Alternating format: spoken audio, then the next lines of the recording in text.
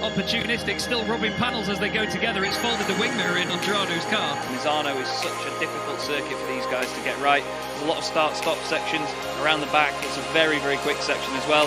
It's a fantastic start from the 23. They're 4 wide there by the look of it.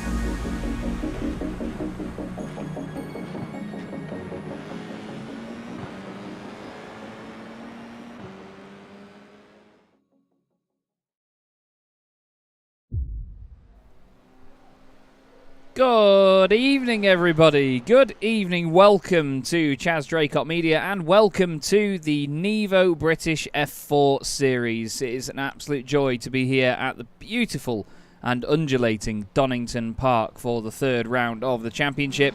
Seems like only 10 minutes ago since we were at Snetterton, but unbelievably, that was 2 weeks ago already. Hello everyone, my name is Chaz Draycott, and I'm delighted to be joined as ever by the wonderful Edward May.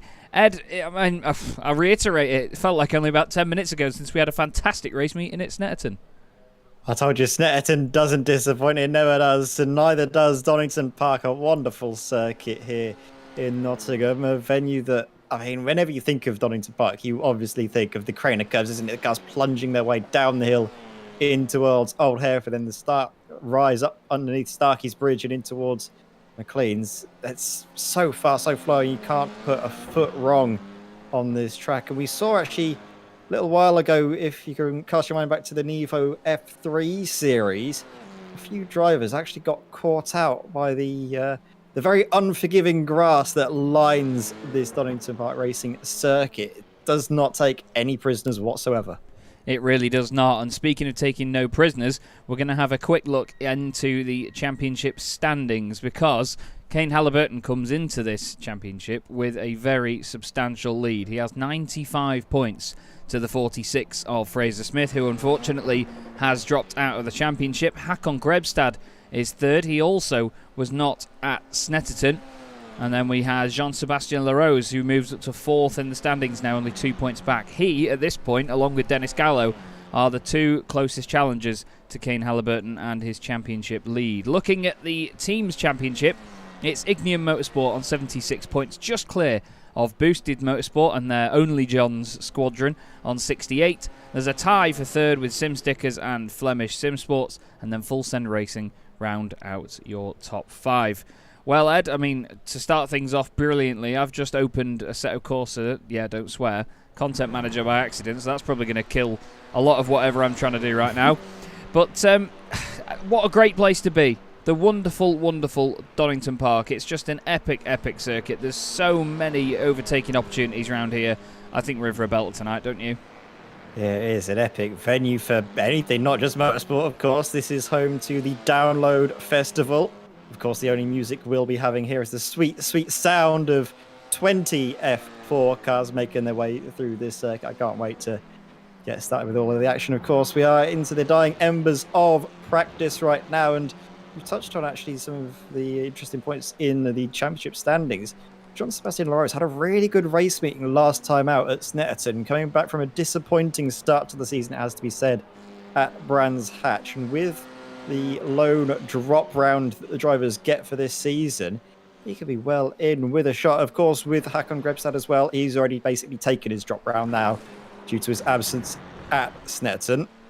So while it does look quite comfortable for Kane Halliburton at the top of the standings, well, I'm certain it'll be anything but come the end of the season. Yeah, definitely. There's a few drivers that have looked really, really promising so far, and I think they're going to be going well into the latter stages. Apologies for any frame rate issues, by the way, everybody. I am trying to work on this live while we're going because the bit rate is having to be reduced here. There's something using my internet somewhere, and it is really kicking my backside. But I've had Task Manager open on all sorts and loads of different things, just checking on what is running it, and honestly, I've got no clue what is affecting it so badly, to be honest with you. OBS is, of course, trying to use as much as possible to stream nicely, but yeah, there's something somewhere that isn't quite behaving itself. Anyway, we have some new drivers out on the circuit tonight. Jesper Sandström, the Swedish driver for Alcantech NHR, is one of them, although I say we've got new drivers on the track. He's not actually on the track at that point. We have David Fuller, the privateer, entering the championship in the number 80 machine. He's making his debut this evening as the session ticks over and comes to a close. We do have other drivers involved as well for the first time this season. Another one that we will be seeing is Nathan Whiteley for the Straight Line Racing False Group team. So, here is your grid then for the first race of the evening. This is going to be Jean-Sebastien Larose and Wayne Palmer on the front row, with Matt Alexander and Kim Behate on row 2. John Tusting and Hans Pullmans on row 3, ahead of Austin Foster and Philip Russell. Then it is John Barnes and Hakon Grebstad, Raymond Wolpott and Jakob Schmansky. Then we're followed by Nathan Whiteley and Kane Halliburton. Simon Price and Toby Ward are next up, ahead of Justin Gerritsen and David Fuller. And then we have Jesper Sandström and Dennis Gallo at the back of the field. Now, I'm not sure if they're going to pick up on this. It's definitely not right, that, is it? Definitely not right there, yeah. I think poor Jakob, who is the admin behind all the scenes, has been trying to get things working, and yet again, for some reason, it is not quite playing ball. So I think the race will still continue. They will still use this as the finished results, but of course that will be looked into after the race. It will indeed. Jean-Sebastien Larose starts from pole position then. We haven't had Simon Price take to the grid. I think after his previous outing where he had a moment in front of the field, he doesn't want to take to it. But everybody gets away and makes a nice, clean and tidy start. Sebastian Larose leads them around. There's Austin Foster in the middle. Oh, we look at the right guy because he's gone around straight away. That's because he's still not sorted his numbers out, I told him. Kimber Haight, second position. He was another one that benefited a lot from the reverse grid last time out and ended up taking the first win of the day. At Snetterton, we've got a car off, which is John Barnes, flying across the grass. Back on he goes out of the old hairpin. Back up the hill. Matt Alexander has got going from in the pit lane. Simon Price has also got moving from there, whereas Kane Halliburton and all their 6 places gained already. Kane, officially, well, not permanently, but in this situation, changing teams tonight. He's one of the first people to represent my new Spontex CDM Esports livery. Kane very gratefully, I'm very grateful for Kane jumping on board with it. Up for a bit of fun and running the new livery, but he's certainly the guy to watch, of course, leading the championship, up 7 places already in 1 lap, Ed. Yeah, very, very good start for Kane Halliburton in his new livery.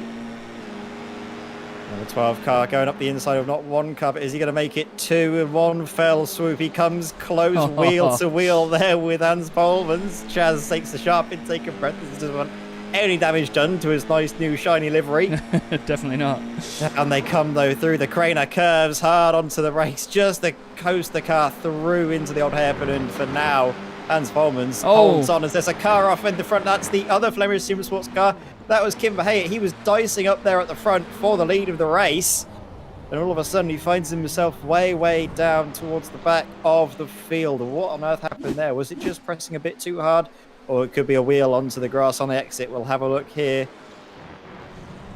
Ooh, car just gets unsettled. Like he keeps his foot in it, trying to minimise any lack of or loss of time, loss of speed. But unfortunately, at that point, you need to really focus on just trying to get the car back under control. Austin Foster mows the lawn. There was more drama as well, actually, after this, Ed, because Hans Polmans has had a moment as well.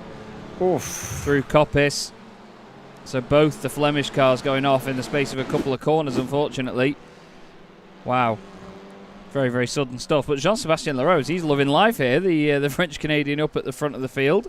He's going to be absolutely overjoyed as Justin Gerritsen is the next one. Whoa, completely backwards off the road. He and Raymond Walpott are running the same Red Bull livery for the rest of the season by the look of it. There's Dennis Gallo and another one of the Spontex CDM Esports cars. There's 3 of them out on track now because we've got Simon Price as well running the same livery. But Kane Halliburton, well, he's ahead of quite the scrap right now, which is meaning for him that he's going to be able to get away. Yeah, some big moves up in this race, though. Jesper Sandstrom in his debut today, up 11 places. And we're only on lap 3. This is a very, very good start of the season for the Alcantech NHR driver. Currently in a good scrap for 6th place, right behind Jakub Szymanski and John Barnes. But Jakub, I think, has just had a bit of a moment. The cursor struck Jakub very, very swiftly as he's there just in the background getting onto racing speed. But was that maybe the dreaded sausage curbs at Redgate that just caught him out? Not Redgate. Is it Redgate? I can't remember now. That's not Redgate. Redgate's the first corner. Roberts. Starts with an R. Roberts. Yeah, hopefully that doesn't catch too many drivers out tonight, these chicanes there, because it is a big old curb and drivers can suffer quite a lot from having damage there. And I mean, these cars can get pretty easily damaged for well, the entirety of a race as well. Toby Ward straight on at McLean's. I didn't see any contact there. I was looking at the timing screen, but I didn't see anything. Did he maybe just turn in side by side? Oh no, he's lost the back end, then saves it. Wow. Well held. Yeah, very, very good save. A swift trip to the barriers, but he held on, lost several positions, but of course, with well over 10 minutes to go in this race, anything is still possible. Got some time to make up there as Kane Halliburton sets the fastest lap of the race so far. Well, time to do it, of course, when he's chasing in 2nd place. First is streaked off into the distance. Jean-Sébastien Larose really taking advantage of his good start to the race. Obviously one of Kane's main championship rivals there, the French-Canadian, who needs to have a good result in the first race of the evening.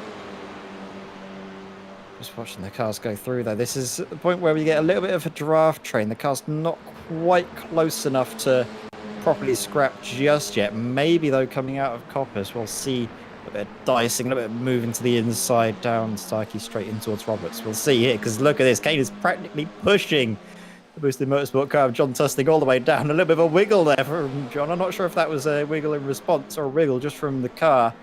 Maybe losing a bit of traction at the rear. Yeah, he's all over him now, isn't he? Look at that. Dives out at the last moment, moves to the left-hand side. It was a lovely, lovely move by Kane Halliburton. It's not complete yet. Let's see. Well, it looked like John... Philip Russell with the fastest lap. Philip Russell flying. Go for the gap. Go for the lap, more like. Absolutely going for it, Philip Russell. You've got to love a bit of that. Really putting the times in right now. Pushing hard. He goes past John Tusting as well. That's the thing here at Donington Park. There's basically one optimal line that you can take. If you get forced off of that, you lose so much time and you, in turn, lose so many positions. You saw that John was just forced off of the optimum line in towards Redgate, and Philip Russell, seizing the opportunity with both hands, finds himself up into P4. So a really good opportunistic, smart move there, you have to say, from the 7C. But in behind, there's so much action going on. You can just see as well up front, I think Kane's just gotten up into second place and can try and close the gap down to John Sebastian LaRose in the lead of the race. This was where the move got done. Down Starkey, straight in towards Roberts. He's move on the brakes, and I don't really think that that was fought too hard. You can just see a little bit of an early braking around the outside. Didn't think too much of fighting. That was Wayne Palmer quite happy, I think, to try and secure a podium place, which will be his best finish of the season. Would indeed. So he's going to try and hold on to that as best he can, as Kane Halliburton tries to hold on to that as best he can. A bit further back, we've got debutant David Fuller, just ahead of also debutant Nathan Whiteley. John Barnes right behind the two of them with a front row seat here as they go down the old hairpin. We're about to hit halfway through this race. They go back up the hill once more. Again, I want to apologise for the issues regarding the frame rate. I know we've lost a lot of frames tonight already, and I'm hoping that it gets better. I'm hoping that you'll all forgive me, because I know it's a massive pain in my backside, and I keep trying to... My girlfriend Beth, bless her, she's turning things off upstairs, and then I'm trying it again, and then she's trying to turn something else off. So if I do seem a little bit absent in terms of my commentary, then that's probably why. Dear oh dear, that's Jakub Szymecki, I think, with another moment just on the exit of Roberts. Oh, that was a different car completely. So what on earth was going on there? There was another car. I thought that was an Alcantech livery that I just saw. Oh, it was Wayne Palmer. Wayne Palmer having his problem out of the final corner. Let's have a look. Oh, bobbles the car one way over the curb, then the other. He's lucky he didn't absolutely clap that curb, to be fair, because you can get so much damage, but then you need to be careful with the rejoin. That's a nice spin around, to be fair, to get back on with it again. Doesn't really protrude into the circuit too much, but I'm sure he will be hoping to make some places back from that issue there. Looking here, though, at your race leader, and the new livery as well for the Straight Line Racing False Group Esports machine. Jean-Sebastien LaRose going well, but he's got quite a while left to defend from the man that's starting to chase him down. He's starting to fill the mirrors a little bit. Here's Kane Halliburton, championship leader, undoubtedly the fastest man in the series. But to be honest, Ed, there were a few guys at Snetterton that really, well, they sort of gave him a run for his money, didn't they?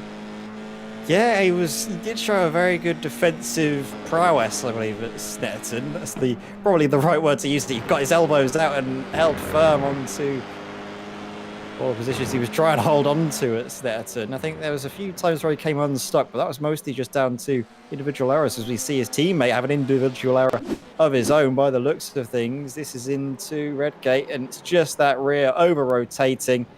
Gets hard onto the brakes to keep it predictable. I mean, that's the right thing to do, is just to stop, not try and do anything else. And then when all the cars pass, get back up to racing speed, which he does. Good awareness there from Nathan Whiteley, who was still up 2 positions from his starting position, even after that little moment. Raymond Walpott you could see the car was going, and then it just went a little while later into the corner. He thought he held it, but that extra bit of heat that I think was brought into the tyres was what caused the second spin on the corner exit there. And already for the lead, Kane Halliburton goes through. Unbelievable stuff. He was like 2.4 seconds off a lap ago. And before you know it, he's gone through and he is ahead. Incredible stuff. He manages to get the run on Jean-Sébastien Larose out the final corner. It's where we've seen Kane be very, very good before. He's alongside all the way down towards turn 1. And the Spontex CDM Esports machine goes into the race lead. Further back though, another man that's very, very fast. Håkon Grebstad all over the back of Jesper Sandström in the Alcantec NHR car. Now the Ignium cars have been going really well actually. They had a fantastic start to the season, didn't they, Ed, with a second and a third place. Yeah, but I think this is more than just a rivalry between Ignium and Alcantec. This is a rival between the Norwegians and the Swedes. This is, well, if you know anything about the Norwegians and the Swedes, they have a little bit of a friendly inter-country rivalry between the pair of them. So we're going to see if Håkon Grebstad is going to light a bit more of a fire in him to try and get this position done. Very nice there from the pair of them out of that chicane, but they're actually both catching up to John Tusting. They can see Philip Russell just a little ways up the road as well. Podium could be on for both of these drivers as long as they play it smart and play it safe. Yeah, they need to keep their heads about them here. It's so easy to overdo it in these situations and just push a little bit too hard. As again, you can just hear the car scraping and scratching away at the surface. Grebstad gets a great run out of the old hairpin. Does he go left? Does he go right? It's a really hard place to overtake because there's not many places to go around there. He's still on the left-hand side on the way up the hill. There's nearly contact as Jesper Sandström really tries to close that gap, and somehow they both survive and carry on. Sandström runs a little bit wide through McLean's though. Nope, looks all good from where he is right now. That was some nice close racing between the two of them. It carries on though. But let's not forget, the slipstream isn't massive in these cars, is it, Ed? So I don't think we're going to see too much of a difference here. Or is Grebstad going to go for it down the inside? He is, into the chicane. Oh, wheel to wheel as they go through, and somehow they both make it, and Sandström holds on. I was braced for a very big accident there, and I think, actually, to be fair to him, Jesper was also very much ready to see his car get sent off into those sausage groves and out of the race potentially, but no, he held on. Both of the cars gave each other just enough racing room, maybe leaning on each other just a touch. I tell you what though, John Tusting was very glad to see all that action unfold behind him. He thought that might give him a chance to break away. Well, you can see from Jesper's pace through those first few corners of this lap, no chance at all. He's really trying to hunt down this fourth place driver. John, who's, I think, struggling a little bit now as the tyres are not quite in their best window. They've obviously had a little bit of scrubbing done to them. We are approaching, of course, the final 2 minutes of racing, probably able to fit a couple more laps in. There's way, way wide. That's Håkon Grebstad. That's essentially put him out of this fight. And it's now going to be a two-way tussle for fourth place. Yeah, it is indeed. Jesper Sandström right up behind John Tusting as they come out of the chicane once more. John's going to have to work very hard to defend this because Jesper's been very impressive. Biggest mover in the field so far, gaining 14 spots.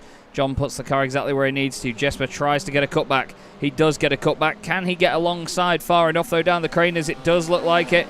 We'll go to the chopper cam. He's on the right. That's going to be on the inside for the old hairpin. He cuts across the front. There's still an overlap there, Jesper, but still gets in front. John has to back out of it a little bit. Very, very close stuff once again. Jesper Sandström showing everybody he's not scared to get his elbows out a little bit here, Ed. That was a tasty cutback manoeuvre there, wasn't it? Fainted to the inside, then went all the way around to the outside to then hook up the apex beautifully and get that move done all the way down through the Craner Coast and in towards the old hairpin. And now Philip Russell, he's 2.3 seconds up the road. I'm not sure if that's going to be enough time for Jesper to try and make up. Depends where Kane is on track. I think Kane is just coming up to the line now to start, his final lap of the race. What a race it has been for this man, starting way, way back down the order, having to make up 13 positions in just 15 minutes. That's no small feat, especially at Donington Park, but he kept his head cool, got his head down, and is on for a very, very good victory in his championship charge. And then, of course, the standout performer has to be Jesper Sandström, up 15 places. It's like basically stone dead last, and is finding himself up in fourth place. That's mega. Oh, Håkon Grebstad with a big send down the inside of John Tusting through the old hairpin, really threw that one in there. Simon Price has unfortunately been off the road in the Spontex CDM Esports machine. He's going to get overtaken there by Matt Alexander, who goes through. But not far behind them is the other Spontex car, which is Kane Halliburton. And I must admit, there's a little bit of pride right now. I know it's all Kane's hard work, but it's the first time that the livery and the brand is going to win a race. Spontex CDM Esports, first win, Kane Halliburton at the wheel. Amazing drive by Kane once more. 13 places gained. Jean-Sebastien Larose, a strong second place, with Philip Russell grabbing a podium. Well done to Philip for Go for the Gap Racing. Jesper Sandstrom, a great debut in the series, that is. Absolutely great. Started 19th on the grid, finishes 4th. Hakon Grebstad blows his engine at the end with whatever the hell he's doing with that poor wheel. Hans Polmans gives him a love tap on the way through. John Tusting finishes 6th. David Fuller as well on his debut, gained 9 spots. That's a great drive through the order. And who else got a good drive in that one? Dennis Gallo, another than the third of the Spontex CDM Esports machines, gains 9 places in car 9. Kimber Haight will be wondering what might have been. Same with Matt Alexander as well. 2 drivers that started right up the order didn't get the result they wanted. But Kane Halliburton, well, not much else we can say about him. We're going to run out of superlatives for him for the end of the season, aren't we, Ed? Yeah, you really are. That was a stunning drive for the man who's got Spontex CDM Esports first race victory across all competitions. That is a very good result indeed. And, well, it's just, he continues to have these amazing results and just basically essentially say to all the other drivers, this is my championship. You're going to have to fight for second place. And I don't really think many people can have to, any arguments about it. He is just dominating in this F4 right now. Yeah, he really is. He's been absolutely phenomenal, to be honest with you. Really, really strong so far this evening and so far this season as well. We look forward to seeing what he can do in the continuing rounds. So, what we'll do is we will have a quick look at your race results then when my software decides that it wants to play ball, because at the moment, well, everything is trying to kill me. Kane Halliburton takes the race win then by 4.2 seconds over Jean-Sebastien Larose. He finishes in second place after a really solid drive from the early lead that he had. Philip Russell finishes next up in third. That's a really good overall podium as well, it has to be said. Next up was Jesper Sandstrom. Very impressive debut in the series, with Hakon Grebstad, the Norwegian, finishing in 5th. John Tusting finishes 6th for Boosted Motorsport, ahead of Hans Polmans and John Barnes in the number 21 machine. David Fuller makes a top 10 finish on his debut, ahead of Wayne Palmer, who rounds out said top 10. Dennis Gallo was 11th, ahead of debutant Nathan Whiteley. Austin Foster recovered from his early spin to finish 13th, ahead of Toby Ward and Kimber Haight. We then have Matt Alexander and Simon Price. I should probably turn the audio on from Spotify, otherwise you lot aren't going to hear it. Simon Price 17th, Justin Gerritsen finishing in 18th place. Next up was Jakob Schmansky 5 laps down, and Raymond Wolpott at the back of the field. So Ed, we've seen already Kane Halliburton show everybody just how quick he can be. Any kind of an indication of what we might see in this next race, because a lot of the time we just get more of the same, don't we, in these ones? I'm expecting something from Dennis Gallo. He had a bit of an under-the-radar performance, even though he gained 9 positions in that last race. And from the performances we saw from him at Snetterton, he is certainly going to be a driver to keep your eyes on. Yeah, I think so as well. There are a few drivers that gave us some nice surprises back at Snetterton. Matt Alexander had quite a strong meeting as well. He was talking about on his Instagram how he was sort of gaining experience, getting used to the car and really enjoying throwing it around, saying it was a great sort of really friendly experience. League racing is completely on a different planet to any sort of official races on iRacing. You're always up against the same guys. There's more communication before and after the races. Everybody knows who's where for what. It all makes sense. It adds up with league racing. I'm excited to see what Jesper Sandstrom can do in this second race, because he's going to be starting much further up the order this time. There's a bit of discussion from the whole grid situation going on, and there's some drivers asking if it's going wrong because it's filling the gaps when certain drivers don't turn up, or it might be trying to separate sessions instead of doing heat racing, which is a good point. But Jean-Sebastien Larose can't get his head around how he's gone from what should be P21 on the grid to pole position. Basically, that's a hell of a position gain, isn't it? That's not just 1 or 2 places out. That's like a full grid out. Yeah, that's very interesting. It might be a thing to look for next time. I'm sure we'll be able to dissect this after the broadcast. But for now, we've got to focus on the next race, of course. And Kane Halliburton has to be favourite for the race victory after the performance we saw from just the race prior. The dominating drive, even with the cars they had to make up positions for. How many was it at the end? What was the final count of like 13 places? 13, I think it was. It's a lot. In 15 minutes, that is madness. Oh, yeah, well, I mean, by the end of lap 1, he gained 7. Like, it's disgusting. Absolutely disgusting, but that's what we love, you know, when you see that sort of talent in this sort of sport. It's always so exciting to watch. Really does help you appreciate the sort of pace and ability that people like that have. Really is entertaining. So we look forward to seeing more, of course, in the next race. But again, I do want to apologise for the issues that have been caused by my Jesper Sandström SDK. Again, impressing their fastest time currently in this practice session. There aren't many times currently set in this session. But he has certainly impressed from his debut race, hasn't he, Chaz? Making up the most positions out of any driver. I believe 15 places to finish a very respectable P4. He's going to be chuffed with that, but he's going to definitely have his sights on the podium now, you'd imagine. Yeah, I'd say so. I mean, I think that he could potentially be a championship contender, you know, if he keeps the consistency up. I mean, he seemed very, very determined to move forward in that race, and I'm hoping to see more of the same from him, because it was certainly exciting. You know, there were a few moments where you maybe thought, maybe he didn't give all the room that he could have, and maybe he could have just give a little bit more space, but I still thought it was exciting, and it was good fun Battled to with watch. Håkon Grebstad, and he was no slouch either. The pace he has, he's a championship contender. It's certainly no small feat. No, definitely not. Right then, second grid is basically the finishing result. So it's Halliburton and LaRose on the front row. Then it's Philip Russell and Jesper Sandström, Håkon Grebstad and John Tusting on row 3. Hans Polmans and John Barnes on row 4, ahead of David Fuller and Wayne Palmer.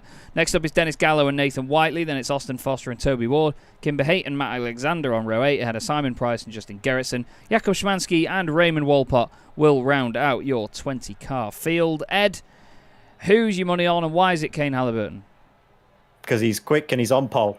Love it. There you go. That's all you need to know. He is certainly the favourite going into this. But if Jesper Sandström and Håkon Grebstad can get through Philip Russell and John Sebastian LaRose pretty quickly, it could be a three-way fight for the lead. We'll see, though. Let's have a look then. Lights are on and they're out already, and the next race in the NEVO British F4 Series gets underway. Jesper Sandström doesn't make a good getaway, moves over to the right straight away. Philip Russell has to stick to the inside. John Sebastian LaRose tries to defend it as well.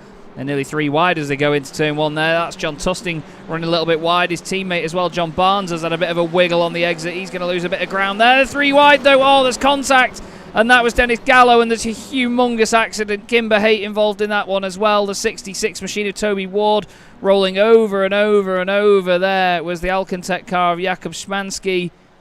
Oh, it's a real shame. I just don't think that Barnes knew that on his right-hand side was Dennis Gallo, and he was 3 wide, so just came over naturally to try and not run off the edge of the circuit, and then it all bunched back up, unfortunately, as that just there was Philip Russell getting shown the door by the car in front, Jesper Sandström. Yeah, Philip actually going defensive as well, not looking to try and put any moves on Jesper in retaliation, more looking to defend from behind. Makes his way as the chicane for the first time this race. So they're just kicking up a little bit of dust in the background as well, really pushing the car to its limits. And then look at the Dyson in the background. There's a Flemish car harassing the back of Nathan Whiteley. That's Hans Polmans now up the inside in towards the red gate. Should be an easy move if he can get it. And just about settled on the exit. There was a big wiggle, held on beautifully by Hans, and then they plunged their way down through Hollywood and the Craner curves. Again, a little bit of a wiggle there. That Flemish car, I think there's something in the setup that makes it a little bit unstable on the exit. We saw as well, don't have the same mistake we made last race, because many times do we see drivers just pushing too hard in towards Old Hairpin, coming across the grass and then coming a cropper. Yeah, we've Far seen too many. Oh yeah, plenty of them having issues before, where you just push that little bit too hard around. Kane's off. Oh no, Kane's had a Kane moment. is off. He's dropping down. That must have been up at Coppice, or has he had a slowdown penalty maybe down the inside? Because it's easy to take too much of that initial curb. Whoa, tries to get out of it. Let's have a look again at what happens here. Oh, so this is the old hairpin. Actually, it was further up after this. This is Coppice. Oh, yeah, it just runs a little bit too wide. I mean, he's really good at carrying the speed through there, Ed, but yeah, that's... just a bit too good. Yeah, that's a scary moment. So, let's have a quick look back at the start, shall we? Because, well, we've had another car just go off a moment ago. Let's have a look at John Barnes here. We're going to go on the chopper cam. So John is the black, green and yellow machine with the dazzle camo. You can see Sandstrom covers the right-hand side. John is just going to run a little bit wide, and Dennis Gallo is going to fill the gap in the middle. You'll see him come through. He's going to be the white car just off the back of the shot. So John runs wide, loses speed. Gallo's there side by side with one of the... Oh, just... You know what? John doesn't move over on him. I think Dennis just clips his left rear, and Jakub Szymanski is so unlucky in that. He gets clipped almost John would have backwards. had no call from the car being on his inside there. It happened so quickly. Basically, as soon as the car was on his inside, there was contact. I think it's the fact that there was cars that there was too wide as well, so I don't know if you can really place the blame on anyone, really, in that situation. There's so many cars that get involved, but it's difficult to really see. That's definitely one for the stewards, and I don't envy them, because that's going to be a lot of cars having moments. There's going to be a lot to unpick there, and Simon Price, very unlucky there, just getting collected and in a big way as well. Yeah, there was a lot of cars just sort of caught up in the mayhem. You can hear them all slowing down, and then it's hard to determine where to go. And Matt Alexander goes straight into the wall, and there's Jakub Szymanski going by in the background, completely rolling over time and time again. Here's Kane Halliburton trying to get back further through the pack. Now he's met a bit of a stopping block here, which is Jesper Sandstrom, isn't it? Something must have happened as well, because Jon Sebastian Larose was leading the race last time we looked, and all of a sudden he finds himself down in 5th place. In behind now Philip Russell, who's having a really good meeting, I've got to say. This is actually so this was the move that saw Sebastian Larose lose out to Philip Russell. Whoa. Scary blink in and out after we round wide at Old Hairpin. Side by side they go, but in towards McLean's. Gets the move done. But yeah, something apparently happened a little bit earlier. We can't quite see it for some reason, but something must have happened to... Here we go. This was it, oh dear, so now in towards the chicane. Oh, he turns in, the car snaps on him. He has to go straight on to avoid the car breaking loose. And that's a hefty slowdown that he has to serve. So I think that's the reason why we saw him drop back so far. But Kane, like you rightly mentioned, Chaz, definitely hitting a bit of a stopping block here in the form of Jesper Sandstrom, who's defending brilliantly, but they can't afford to get too carried away with their own scrap, because if they do, they'll allow Håkon Grebstad all the time in the world to streak off into the distance. They will indeed, and further back there's a good battle going on as well. This is looking back from Philip Russell at Jean-Sébastien Larose and Austin Foster.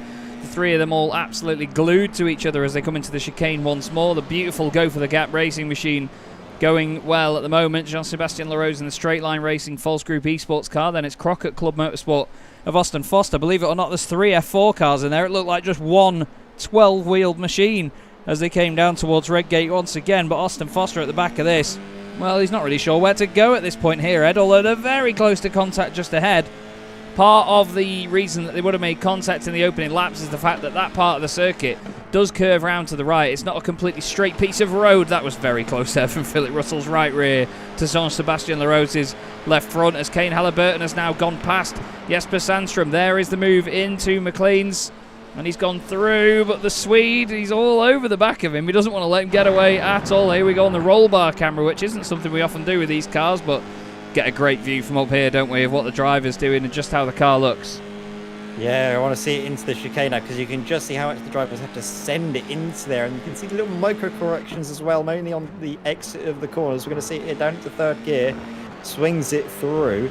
Actually relatively stable through there from Jesper Sandstrom, but these fast flowing corners do require a little bit of control, a little bit of fine adjustments on the wheel. Kane Halliburton, even with that overtake, has now made it the fastest lap of the race so far, 1 minute 5.2. As yet again, Philip Russell is able to hang on to 4th place. Jean-Sébastien Larose can't find a way past just yet, and waiting in the wings to pick up the pieces Austin Foster doing exactly what I'd be doing in this situation, just letting these two fight it out, and if they come to blows, oh my word, they're all running wide. They're just copying each other at this point. Yeah, Austin Foster went a little bit too wide, though, and he's actually lost a bit of time over these guys. Now, both of them may have made a bit of a mess of that, but Austin made even more of a mess of it, and he's gone off again. He's really pushing a bit too hard right now. I mean, we saw a bit of this at Snetterton, though. He was... I want to use the word exciting, because I don't ever want to offend drivers and say that, you know, oh, they were making a lot of mistakes or they were pushing too hard, but he was exciting at Snetterton, wasn't he? Because he was always just pushing the car to its absolute limit, as Raymond Walpott has unfortunately pushed his car past its. Oh dear, so this was just a tap of the dirt on the exit of Old Hairpin. Easily done. Unfortunately, that sends the car around. There's also a little bit of front end damage already on the car, which I think probably didn't help matters. No. Hakon Grebstad sets the fastest lap of the race so far. Kane Halliburton did set a 1 minute 4, but not going up purple, so that probably means there was an off track somewhere or other. Potentially on the exit here, as we see Hakon Grebstad do exactly that, run a little bit wide, kicking up all the grass and dirt, but not caring any for the groundskeeper's cries of despair as all of their hard work gets undone. Oh my word, Kane. so close. They tried to go around the outside, but it's you just can't really find a way through on the outside of McLean's, so you can't really, you know, look too dimly on Hakon Grebstad for that. It's just a corner you can't go around the outside of. No, definitely not. Something's happened as well, actually, to Jesper Sandstrom, Chaz. He's dropped back now 2 seconds away from Kane Halliburton. Yeah, not quite sure what's caused that, to be honest with you. Not sure at all, actually. Interesting. Not coming up on our event viewer, but for something that will come up on our event viewer is Austin Foster duking it out with Philip Russell yet again. Hangs on to the position. He's already lost out once, though, to Don Sebastian LaRose, which I think we might have just missed.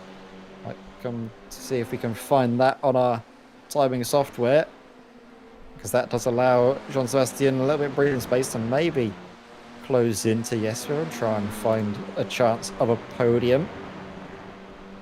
It's funny. Just caught up with some of the YouTube chat now, by the way. Great to see you all. Thank you very much for popping by. Mark Fletcher a moment ago, once Kane led the race, he just put, "Bye Kane, good race, lol." Because admittedly, that's how it is sometimes. Jakub Szymanski said that was a crash. Like, now that was a crash. John Roberts shouting medic. Jakub Szymanski saying, if my luck was a Dungeons and Dragons stat, it would be in the negatives. I like that. I like a D&D reference. Rolled a nat 1 there all the time. Anyway, we've got side by side once more. Austin Foster and Philip Russell, both around the outside. Well, but not both around the outside. Austin Foster trying to go all the way around the outside. Still stuck right together, these pairs. They go down the crane once more. He's on all right somewhere. You can just see the shadow. You can just see the wing. There it is, Austin Foster. Try to hang around the outside, but again, you can't do that. Can you do it around? I was going to say, you can't do that around the old hairpin. He shuts me up instantly. What a brilliant move from Austin Foster. Now with the inside, he's able to hang on. That was a stunning move. Really brave. Good faith between both drivers as well to make sure that move was done safely. But it's not over yet. Look at this. Philip Russell up the inside in towards Coppice. Isn't able to carry the momentum, the speed through. Has to concede track position for the moment. All of this is allowing Hans Polmans to get involved in the fight. Over 200 kilometers an hour as they make their way in towards the braking zone. This is going to be an opportunistic move over. I saw one from Hans, who gets a beautiful little turn out of that chicane. Dirty, filthy move that if he's able to get it done. He got a mega run, didn't he, on the exit? Now, can he be later on the brakes in the slipstream? Oh, Hansy. Oh, he's not quite done it. Phillips run a little bit wide. They're very close together, though. That's great stuff, though. This is the opportunism that you need, though. Opportunism. God, why did that sound wrong? That's the sort of opportunism you need in these cars, though, isn't it, Ed? Because they're all so equal and they're so hard to overtake in, and it's all about momentum, and Hans Polmans has had exactly that. Brilliant stuff. That was gutsy stuff from Hans, wasn't it? That was really, really good. This is Kane Halliburton battling it out with Hakon Grebstad. This is for the lead of the race. Sorry, just a second. Look how close he gets here to the back of Hakon Grebstad. Look how millimetre perfect that is. Like, that is just absolutely stunning by Kane Halliburton. I'm not Hooked up biased. Under the rear diffuser. Not biased at all, no. I said you can't overtake around the outside through here.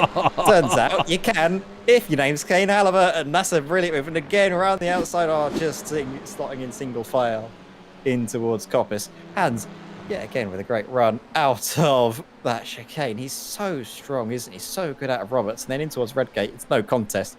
He finds himself up into 5th place. Does indeed. Beautiful move. Once more, Austin Foster goes down a spot. Raymond Walpott's had another issue off the road. Manages to get back on.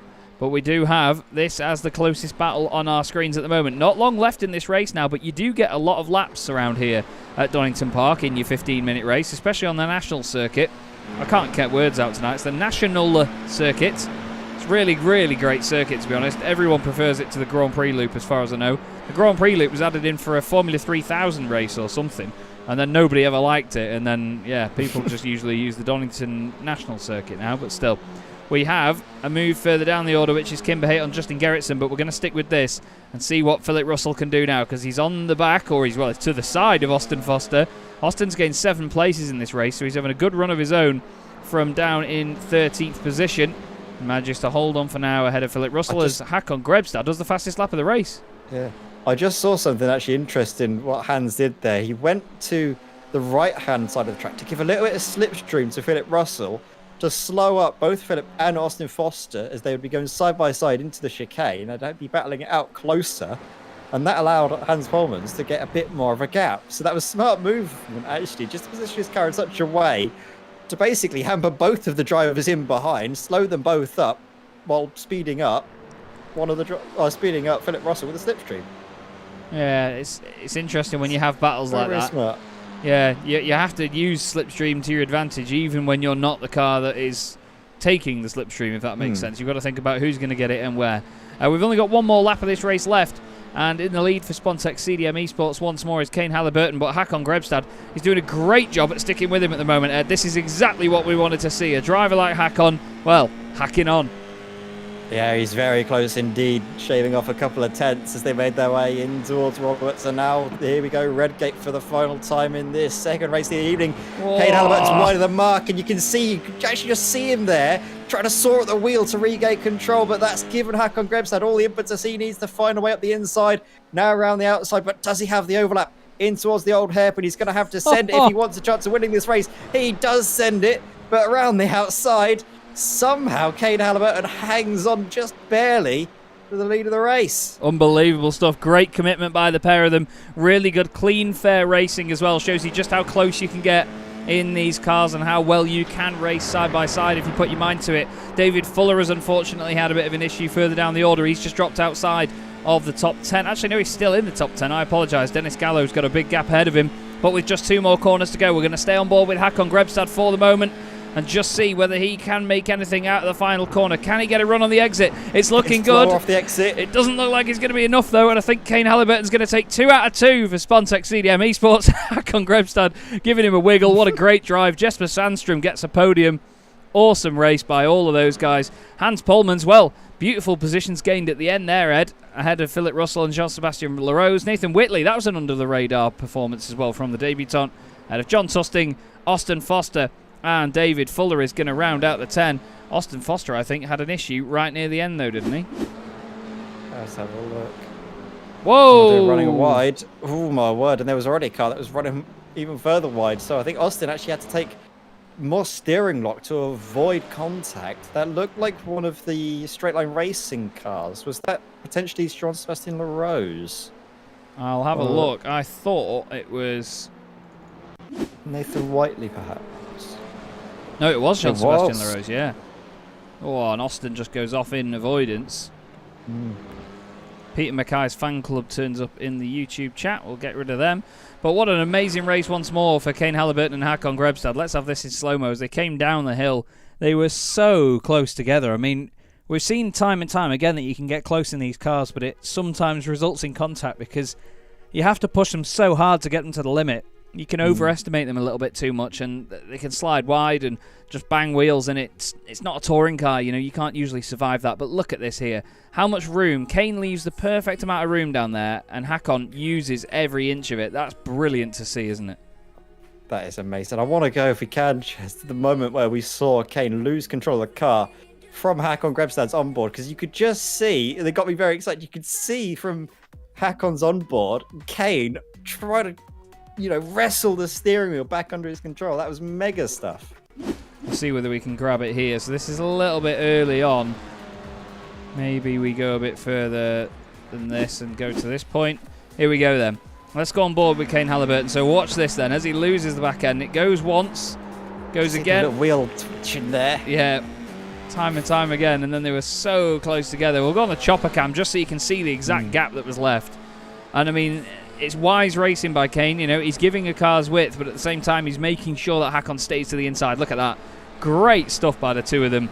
Really respectful and really fierce racing at the same time. That great fun. That was. I mean, I can't wait for the next race, because obviously we have the qualifying session. These drivers so evenly matched. They're going to be up there again for the third and final race of the evening. You can bet on that. But what a performance from Kane Halliburton.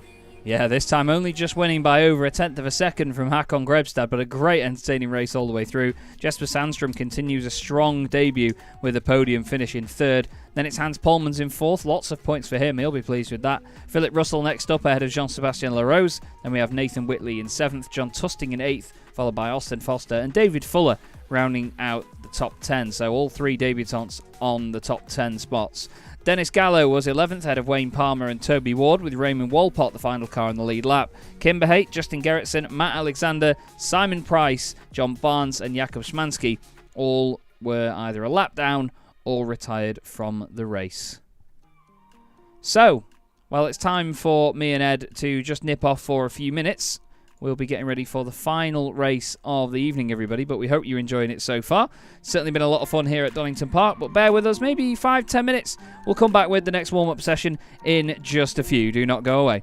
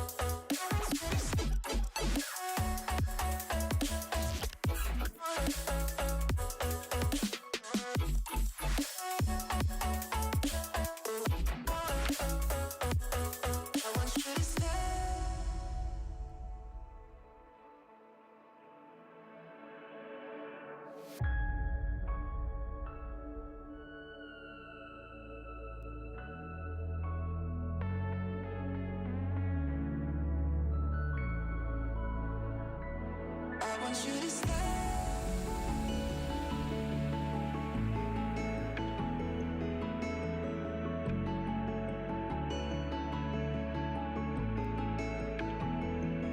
I want you to stay.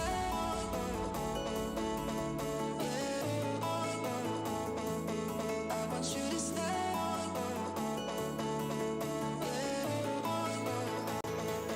I want you to stay.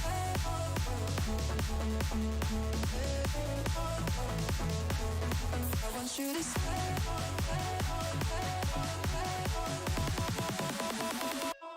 I want you to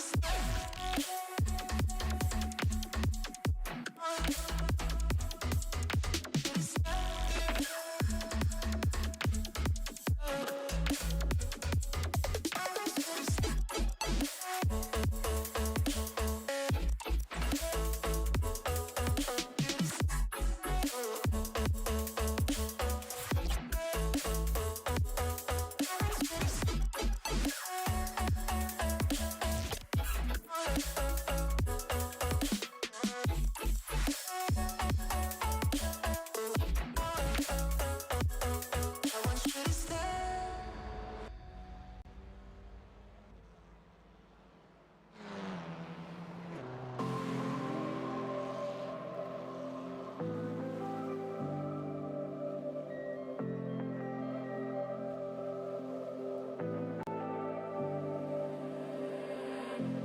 I was so sure of our love.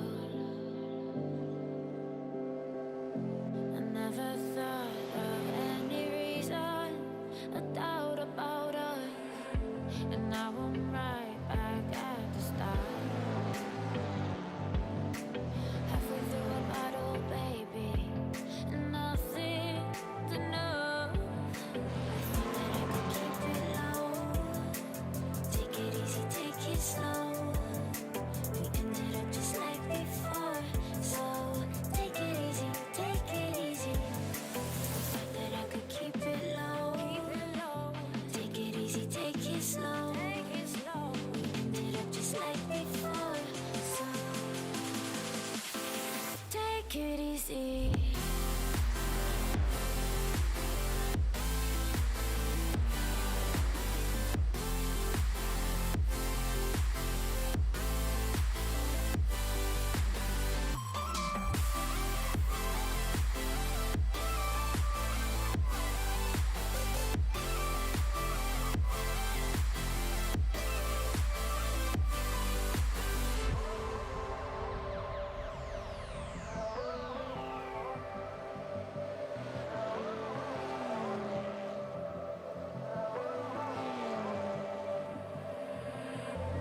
And you know how to forget all the wrongs and every reason why we've changed. And there's a storm inside my head. It's getting me in trouble, baby, and I can't break away. I thought that I could keep it low. Take it easy, take it slow. We ended up just like before. So take it easy, take it easy. I thought that I could keep it low. Take it easy, take it slow. We ended up just like before. So take it easy.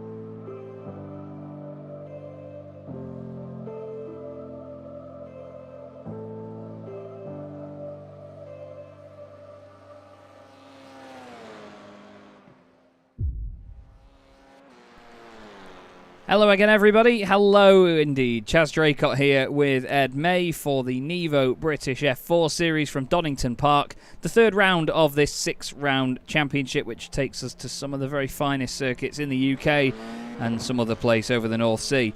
My name's Chaz Draycott, and Ed May is joining me in the box once more. We've had some fantastic races so far, Ed. Great battle for the lead there at the end.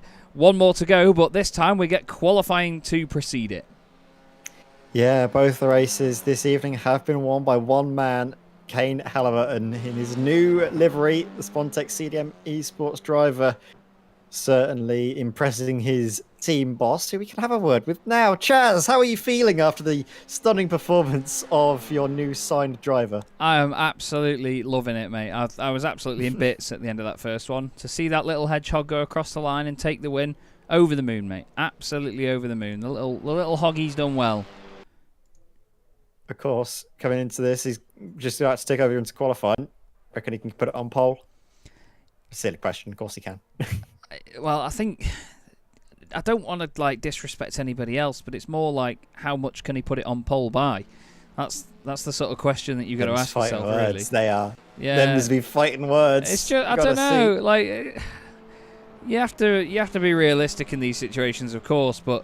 You know, he's been very impressive, but there's a number of other drivers. I mean, Jesper Sandstrom, I'm excited to see what he can do on raw pace alone, because this is now the first real display we get to see of these drivers on full raw pace, because obviously the championship order is what determines the first grids, or supposed to. But then for this race, you get to see them just put solid laps in and see where they all end up relative to each other. So it's an exciting time, I think. Yeah, definitely, of course.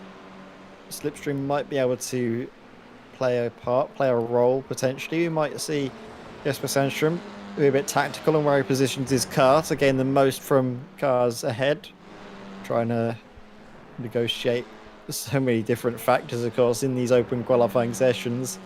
The amount of fuel you've got on board, if you're going to take a fresh set of tyres on board, whether you're going to just sit in the gravel. Yeah. Jakob, I think, is building a sandcastle in the sandpit of shame after messing up the grid for the first race. There he goes. Oh, Jakob. We do love him, though. He's a great admin to have. He's such a friendly guy and such a good laugh, you know. He brings good banter to the series. So, let's keep our eye on the bottom of the screen then. Austin Foster's done a purple sector 1. Hakon Grebstad takes that away from him straight away for Ignium Motorsport as he goes down the bottom of the hill. Runs a little bit wide through the old hairpin, though. It's easy to get a 1x through there, actually, or an incident point as it's known, which invalidates your lap time. So we'll keep our eye on what he can do. But again, look, pushing very hard through there. Maybe a little bit too hard, and he's undone it. But still the purple sectors come in. Have to see how much he can improve by. Dennis Gallo obviously doing personal best at the moment. These are the first fast laps they'll do, so we'll wait for the time to come up on the left. Only a 10-minute session as well, but that's actually quite... Oh, no! That's actually quite a lot of laps around here. That's Kane Halliburton spinning. Oh dear, that is. That's a big, big moment there for Kane.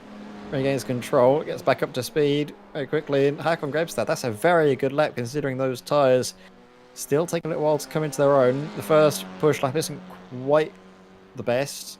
Instead, they get a little bit better as it goes on. So 1 minute 5.2 is very nice indeed. Gonna see if I can do later on in this session. Jesper Sandstrom has put himself up into third place. Philip Russell, he's been having a really good time of things here at Donington Park. I mean, I'm trying not to have the time of surprises anyway, disrespecting Philip, because he's a very good driver. But that's a properly good pace that we're seeing from him now. Austin Foster is joining Jakob at the beach for this one. He needs to be careful with the rejoin here, because when you're on the edge of the circuit like that, the cars are often meeting you at that point of the track. Dennis Gallo's done a purple sector 1, and he's got the slipstream of the car in front of him right now, which is one of the Alcantech machines. He's into the final chicane, and the German makes his way out of the Roberts chicane nice and tidy, doesn't use any of the curb, doesn't bounce around. It's a purple final sector of Jesper Sandstrom. Surely that's going to put him fastest. No, the two of them very close together, but Gallo is the one that goes quicker. 67 thousandths off pole position. Hakon Grebstad holds on. Kane Halliburton gets a lap on the board, but it is only enough for 11th place. But look at that, Ed. 7/10 covering the top 11, 7/10 covering the top 12.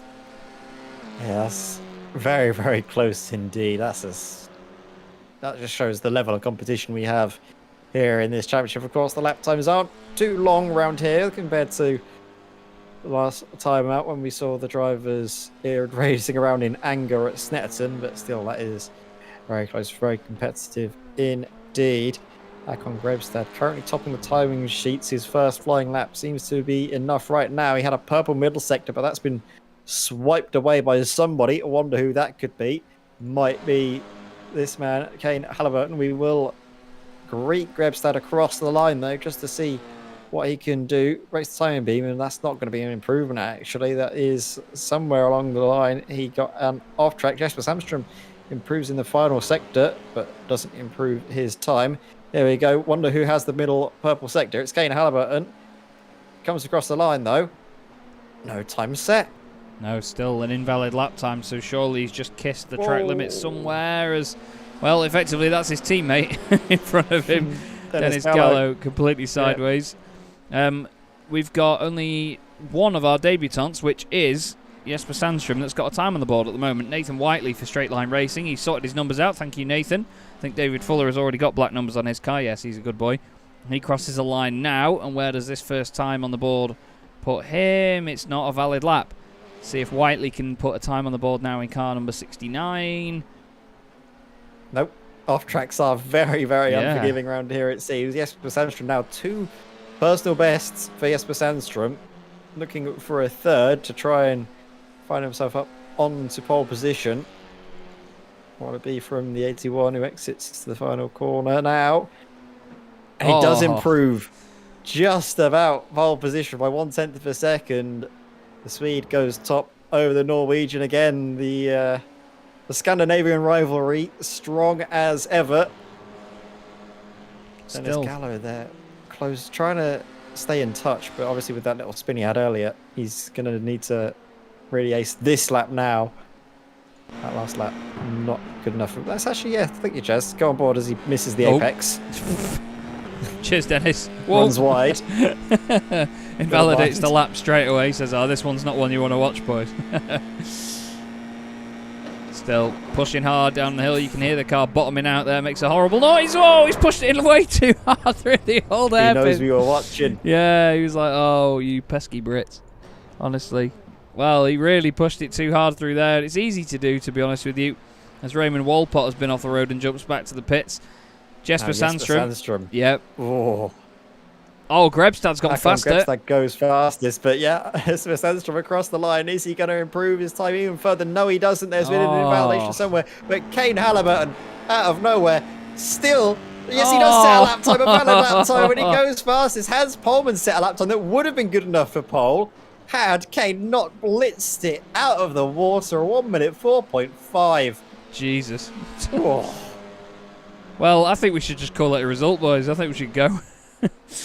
But I'm not biased at all, though. That's just genuinely in awe of Kane's pace. I mean, fair play, though. That would have been hands on pole, man. Like, it would have been the pole man had that one have not been eclipsed by Kane. What an unbelievable time. Matt Alexander's not having an unbelievable time, though. He's off the road, unfortunately. He's going to come back on in a safe manner. David Fuller still hasn't got a time on the board here in what looks to be a sort of tribute to the Estonian flag. He gets back on with it into the final corner, and he's going to push hard. Let's go on board with David, actually. It's his first time in the championship. Not quite sure the red wheels fit it, but it may be a livery that we just can't see this time around. But still, across the line, let's have a look at a lap round Donington, shall we, Ed? Let's go. Just 210 kilometers an hour as he gets hard onto the brakes in towards Redgate. Pitches it in beautifully there and picks up the throttle nicely on the exit. Just tap of the grass on the exit, but the speed that he carried through should still remain as he makes his way down through the craner curves there, keeping tight to the left to try and open out old hairpin as much as possible. You can see a minor correction there as he runs far too wide, and that's going to be an invalidation of the lap, unfortunately. But we're going to still follow him through and around just so you can see what the rest of the lap looks like in towards McLean's here. Again, you want to get in nice and early there and carry the speed through. The downforce really helps the car as you go over the undulations of the circuit. Again, just running slightly wide of the mark through into Coppice and loses time on the exit from the wheels, scraping away and scrubbing off all of that speed. Now in towards the final chicane now. Roberts trying to pitch it in, carry the speed in there nice and early, but again loses the rear end and is not able to get on the power as early as he would have liked to.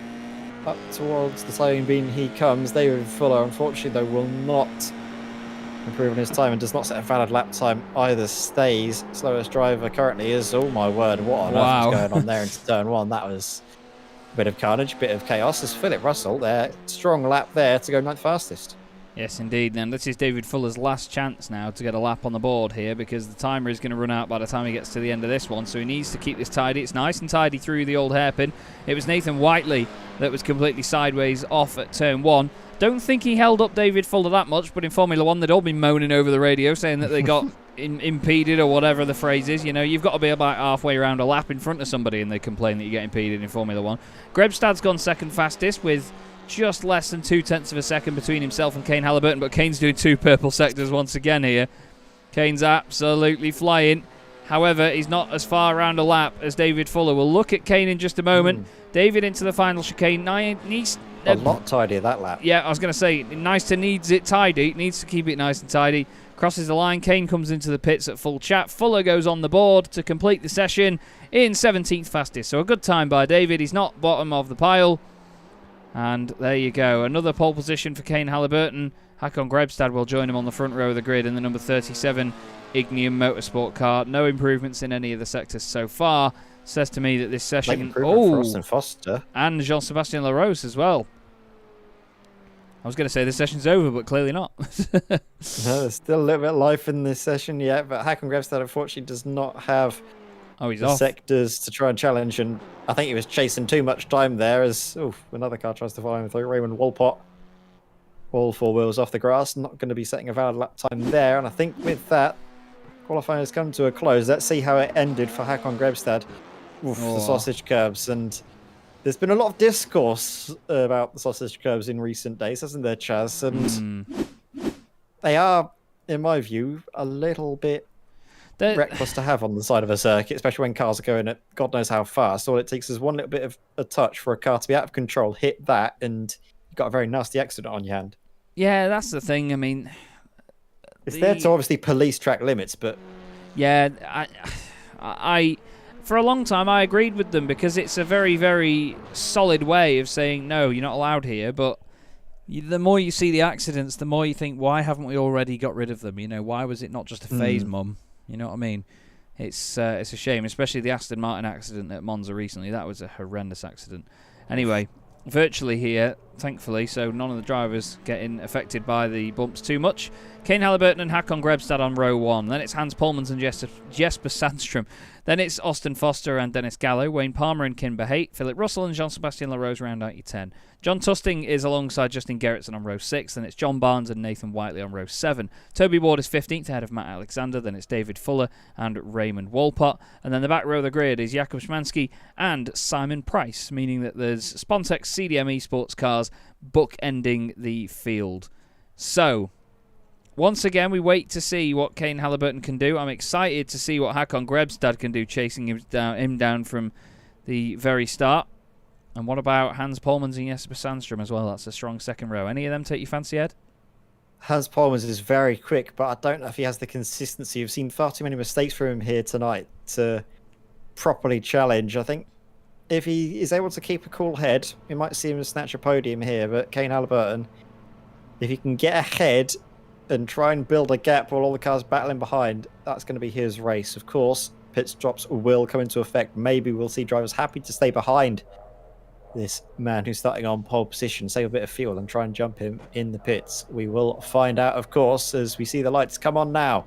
Here we go then, final race of the night in the NEVO British F4 Series is underway from Donington Park. It looks like a tidy start from Kane Halliburton as we looked at the onboard. Everybody staying 2x2 as all the way over to the left-hand side he goes to make sure Hakon Grebstad doesn't get the run. That was a very, very abrupt manoeuvre by him. But still, nothing untoward. There wasn't an overlap. Does everybody get through nice and tidy? It certainly looks like it. We'll go on the chopper cam and look at the sort of middle of the field here. This is Kimber Hay in the Flemish Sim Sports car. Philip Russell has overtaken him already off the start. He's got Wayne Palmer ahead of him. Anyone really running wide? It's a good start by Russell. Oh, two of the debutants, Nathan Whiteley and David Fuller, are both off the road further down the order. They both come back on but lose a bunch of places. Kane Halliburton holds on to the lead, but look at the battle in behind. Scrapping away. Yeah, it's John Squadron. That's these pair, Tusting and Barnes. And actually in front of them even as well, if you see there's a battle going on. There's 3, 4, 5 cars all right together here. That is Wayne Palmer, Jean-Sebastien Larose and Kimber Hay in the Flemish machine. So many cars all scrapping for position. Noah's arcing their way up towards chicane. Having to really slow down almost to a crawl, John Barnes, to not go into the back of his teammate John Tusting. In behind you can see Justin Gerritsen just trying to spoil the boosted motorsport party there. They want to have 3 cars in a row for the screenshots. Come on. Yeah, they do indeed, as Toby Ward is very close to the back of him. But this is all really close, as once again, John just getting a bit of that aero wash and running wide. You actually do get quite a lot of that. While the aero doesn't affect them too much in terms of slipstream, these cars, it actually affects them a lot in terms of aero wash. As look at Polmans, he's driving a train right now.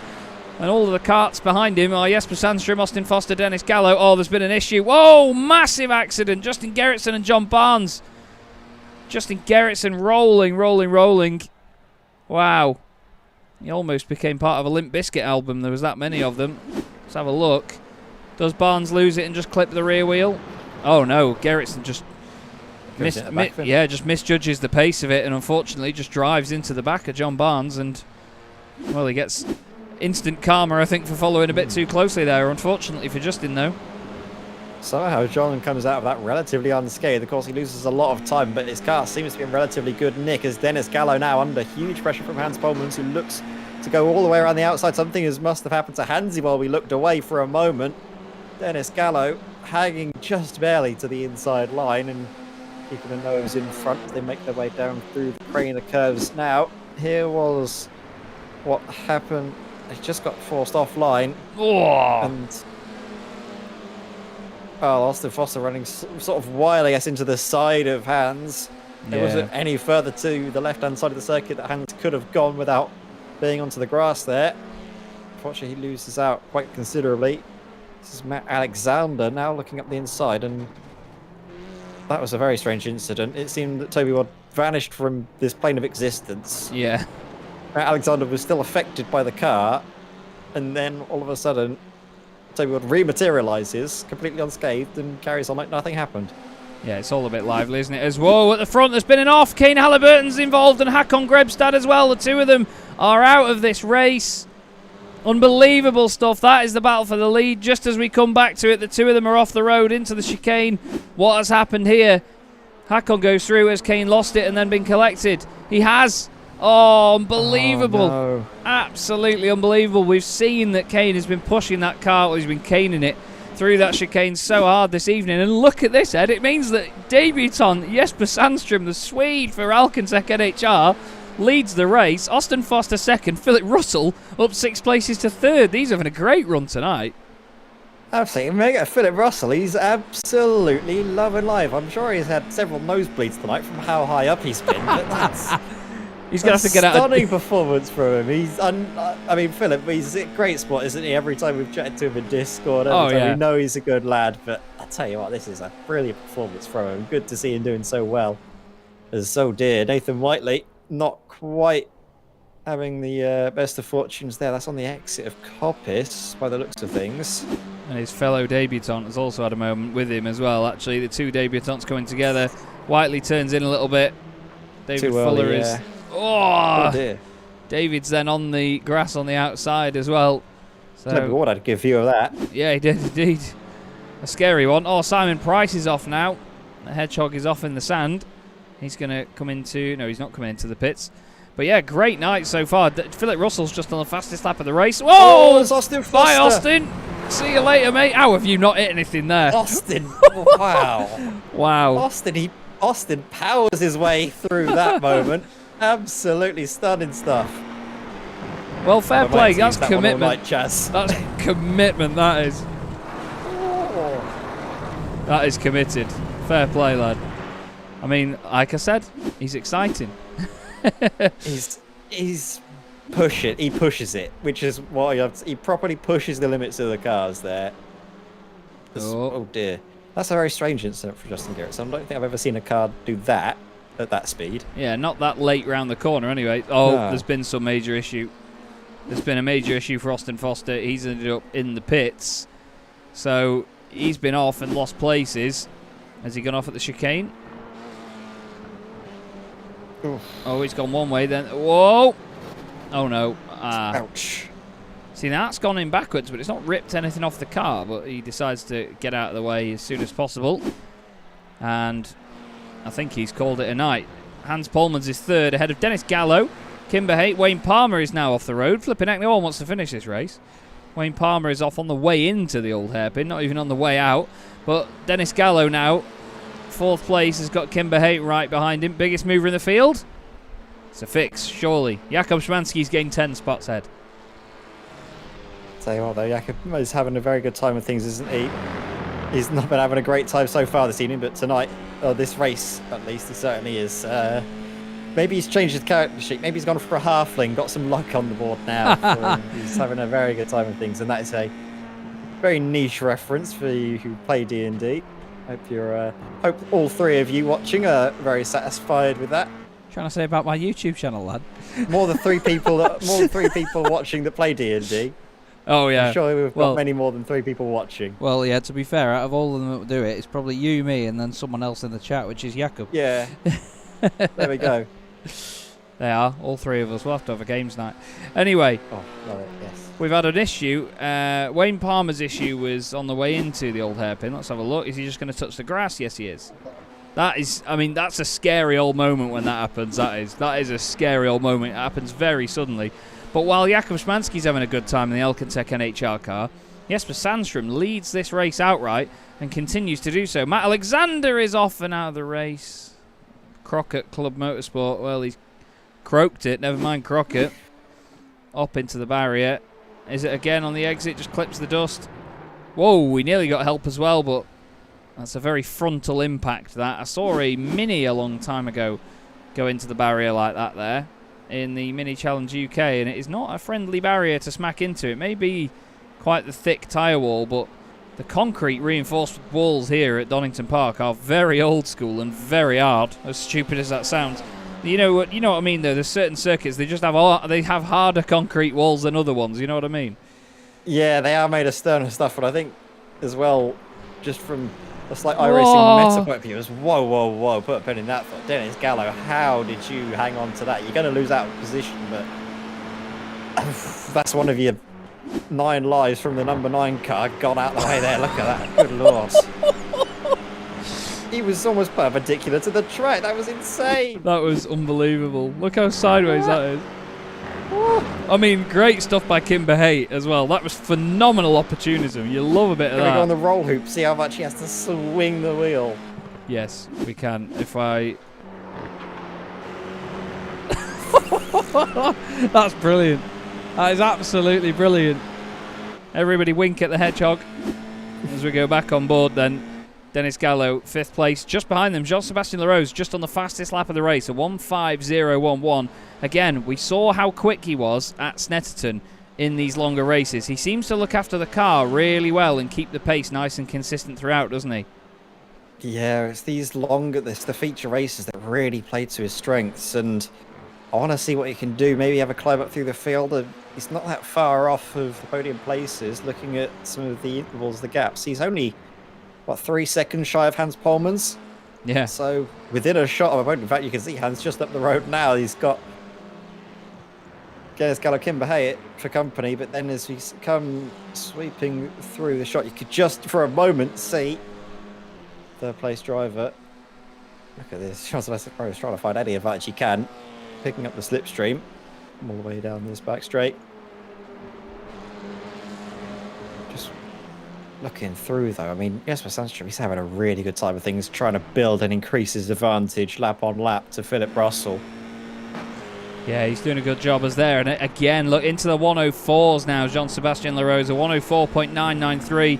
Very impressive time. 9/10 of a second quicker than Dennis Gallo, the man that he's chasing. I'm excited to see how quickly this continues. for Jean-Sebastien Larose. Are we going to see moves from him very soon? He looks all over the back of Dennis Gallo now. He goes to the right-hand side. It's a longer run up the hill towards McLean's. But I think he is going to get this. No, he's not actually. I thought he still had a little bit of an overlap there for a moment, but he's having to be patient and just take his time. That's the thing with these situations. You really have to be patient. If you have a bit of a pace advantage over the car in front, you have to just wait, see where the opportunity lies. But at the end of the day, it's a half-hour race. We're only 10 and a bit minutes through. Well, nearly 11.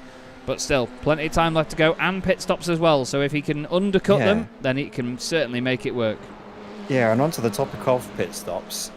Pit window opens around about lap 12 from what I've been seeing of the fuel usage numbers that the drivers have been talking about. I think it's around about lap 12 is when the pit window opens. You can fuel from then and go on until the end of the race. And that carries on all the way until about lap 22 is when drivers who are running the car right down to the fumes of the tank will be coming in. So we've got a little while to go before we start seeing the pit stops come through as Simon Price.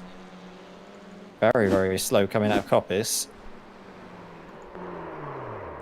It's so easy done. That elevation really upsets the rear balance of the car. Yeah. Just a long so old spin. light. Easy to do. Very, very easy to do. But we've seen that before as we go back to Jean-Sebastien Larose in the straight line Slime racing green machine. wheels. Yeah, very interesting coloured wheels. Interesting looking car, actually. I quite like the livery. It's a little bit wacky in a way, isn't it? But it's got its own sort of style to it, like that sort of torn or fire-like effect. As wow, he really closes in On Kimber Haight there around the final corner. Look at him now. behind that beautiful matte and satin finished Flemish Sim Sports car with the gorgeous gold on it. Well, he's going for gold right now as Jean-Sebastien Larose as he gets it down the inside. Whoa! Kicks the rear out on the exit of Redgate. Dennis Gallo's going to be looking at this thinking, right, we've got an opportunity here. I've forgotten to give Dennis the suit for this car because he's not got the fancy white and blue and red gradient gloves on, which I found out how you can do. But right now he doesn't care about the colour of his gloves. He just wants to use them to get further up the order. He's having a good old race. He started 6th and he's still there, so bit of a break-even situation. But we always say if you can finish where you started or above, it's not a bad day at the office. And it's a great, great scrap once more. But in second place, by the way, Philip Russell, car 70, 7 places gained. He's having a right old time of it, isn't he? He's got a bit of no man's land around him, but still, he'll be happy with that. Sometimes these are the better races to have. He's happy as Sandstrom coming into the pits. Lap 12, I said that's when we're going to start to see the drivers make their move. Oh, I love the improvement right. Of course, thank you to the Boosted Boys who shared that information with me. Can't take all the credit, but I'll certainly take some of it. Oh, I agree. You absolutely had that spot on. Dennis Gallo also in the pits, of course, following him. And look how bumpy Donington Park's pit lane is. You may think that's a problem with iRacing, but genuinely it's like that. It's the same at Snetterton. Kane Halliburton does the fastest lap of the race, a 104.821. As out of the pits there goes Jesper Sandstrom. Now, we've got Kane Halliburton 18 seconds behind Hakon Grebstad. The car that he's behind there is car 66, which is Toby Ward running in 6th position.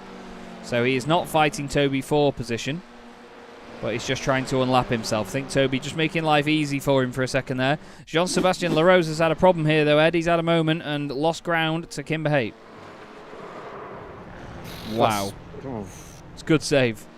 Very well held, yeah. All 4 wheels slide in, no control. You just have to wait until the car starts to grip up again. Doing all you can, just modulating the brakes and the throttle. That's the second time in a few laps. Kimber Haight. Sorry. So the second time in a few laps that Kimber Haight has gone past a car that was losing it at the old hairpin. Yeah, it is. I mean, Kim's not going to be too upset about that. He's obviously been able to gain a lot, and he's now able to aid in it. Whoa. That's scary stuff coming into the chicane. Well, that's so hard when you're going side by side, but I'll tell you what, good awareness from the pair of them. They're full trying to keep Dennis Gallo at bay. Jesper Sandstrom's grateful, I think, to coming in and out of the pits ahead of all of these shenanigans. They're not really slowing him up, although he will come up to traffic sooner rather than later with Toby Ward and John Tusting just a little bit up the road from the driver who pitted from the lead of the race, this man, the debutant, Jesper Sandstrom. Hans Palmers and Kimber Haight, I was going to mention Flemish Sim Sports, now both onto the podium. second and third. Of course, that will change when they make their final pit stops, but for now it's looking very good for Flemish at this moment in time as, oh dear, Dennis Gallo. Driver's really starting to lose the rear end through these corners. Maybe it's something to do with the lessened fuel tanks as... What's happened there? What has gone on here? Kane Halliburton, Jakub Szymanski and Matt Alexander have all had issues. So Jakub loses it. Matt loses it in avoidance. And where does Kane Halliburton come into all of this? Now Kane went off there and then he's got a damaged front wing. And he's called it a day. He's pulled over to the side. Yeah. He's down a lap. That's a real shame to see. A real shame, but the Spontex car over at the side of the road. But at the end of the day, when you're a lap down and you know you've got your pit stops and stuff, it can be very demoralising. It can be difficult to carry on, and you know we've both seen it before, haven't we, Ed? At the end of the day, you know that it's not quite a rage quit situation. It's just more of a, you know, you're running around and you're trying your hardest, and you know you're not really going to gain any ground overall or in the championship or for the points. And I mean, speaking of said points, you know, Kane's got a healthy advantage in the championship, so he can afford to have a non-score like that effectively. Yeah, the one thing I'm glad of is that I didn't mention at the start of this race that Kane was chasing a Grand Slam, because I would have felt like I'd cursed him there. So thankfully I resist the urge, knowing that if I said it, the worst might happen to him. So unfortunately, even me trying to avoid cursing him hasn't stopped him having a bad result in this feature race. But of course, we know what Kane is like and the pace he has. The Grand Slam could still be coming his way later on this season, especially if the grids messed up a little bit for the first time. But I think after 2 rounds of slight confusion, that's going to get stamped out pretty firmly. So Kane will be maybe not too pleased to find out that he's going to be starting from the back for the foreseeable in these first races of the evening. But I'll tell you what, this is a good little ding-dong, even though it's not technically for position. It is on for position, so Toby can fight this as much as he wants to. Maybe not so much, though, if he's blinking in and out, and I think does the smart thing, brakes earlier, and backs out of that move. Yeah, you have to pick your battles, don't you, in these situations? There's in there somewhere in the wild. Where's Dennis? There's the Hoggy. There he is. There was just another issue there, actually. Oh, no, Matt Alexander in a completely different situation. So Dennis... Again, old hairpin. Yeah, Dennis Gallo had been off the road, and then ahead of him, something happened here. So, whoa, my goodness me, that's a very sudden loss. Gets back on with it. Now, I saw some sparks, but I couldn't quite tell where they came from. There, just in front. So that whoever the 2 cars were ahead had a moment. Is that one of his teammates? Yeah, it's Simon Price. In the other Spontex car, he had Justin Gerritsen go through. Whoa. What on... So he was... I don't know what happened there to Simon. He just all of a sudden slammed on the brakes, look. And then Justin, for good measure, just wanted to give him a love tap on the way through. I've not a clue what happened there. It almost looked like as if Simon was racing in VR and then something scared him. Like, yeah, maybe he was just... I don't like he was getting out of the way to let him through, but I thought if he was going to let him through, he'd do it on the straight afterwards. So I don't know why he chose that point to slow down. Not sure. Very, very weird. Hopefully we'll have some light shed on that later on. Kane Halliburton has, in the Discord, described his night as a disaster, but still... 2 race wins. Yeah. I mean, if I could describe a 2-race win evening as a disaster, I'd be a happy boy. But, you know, I mean, at the end of the day, you've got to look at that. That's what races are like, though, aren't they? Well, they're always wanting that bit more. They're always wanting the perfect race. Yeah. I mean, you have to look at it relatively as well, though. I mean, Kane is more than capable of winning all 3 races in a night. You know, he's an incredible driver, over 8,000 I rating, and he's a top bloke, you know, but he's looking at that in a way of he knows that he could have done more, but he's mentioned that he didn't get that much practice in ahead of tonight. So, you know, we saw the little mistakes here and there where the car was sideways and he was pushing it a little bit too hard. You know, he had to drive on the limit straight away tonight to make sure that he was up to pace, and unfortunately it just caught up with him in the end, but still, it was a very, very impressive evening. Now that made me jump. Hopefully it didn't make Jean-Sébastien Larose jump, because he's done the fastest lap of the race on that last lap, and he's all over the back of Kimber Haight now. It's a Flemish 1-2, but Jean-Sébastien Larose, the Canadian, wants to change that. How many times has Jean-Sébastien tried to make this move and actually made the move stick on Kimber Haight? He's already passed him several times before and looking to do it one more on this time, hoping that this is the last time he will need to make a move on Kimber Haight this race. We will certainly see, though, as we make our way out of Coppice, down Starkey Straight, and already you can see the attitude of Kimber Haight is one of defence. However, leaves enough of a gap up the inside. It goes side by side nice. and blitzing his way through. That was a very nice move there up the inside from Jean-Sébastien Larose to go into P2. Now I hope... Philip Russell... Oof. Sorry, I was going to say, I hope you like hot pink, because we've got Philip Russell and Toby Ward. Toby dives into the pits. Philip Russell is actually second place out of the cars that have pitted at the moment. Let's not forget, he was right up there in a podium spot before the pit stops, so he's very much in a position to take a podium overall here if he keeps the pace up. Yeah, I think the gap once they came into the pits was around about 2 seconds between Jesper Sandstrom and Philip Russell, and I think it's gone now to 3 seconds, so not too big of a increase as Jean-Sébastien Larose. What was it you said? What was it I said? I wonder if Jean-Sébastien is listening. He was Threw it hoping off that the this would be road. the last time he would need to make that move on Kimber Haight. But what does he go and do? As soon as he does the hard work of passing, the very next lap, the same time again, makes a mistake at the same corner, the old hairpin, and... Oh dear. Jean-Sébastien, he's probably going to be just as fed up with this as I think I am, just seeing this happen time and time again. He dummied there to look to go into the pits. Not sure why, because it's not like... Well, both of them can... still need to pit, though. Yeah, it's not like Kimber Haight can respond to that if Jean-Sébastien fakes to go to the pits. Yeah, He true. can't really do anything. Yeah, not when he's the car in front. Jesper Sandstrom's just on his personal best lap, by the way, a 104.9, so he's still flying. Hans Polmans has got Philip Russell behind him now, so Hansy's come out in second place, effectively, of those that have pitted. So Philip needs to try and get ahead, and Jean-Sébastien Larose is now back in the race lead temporarily.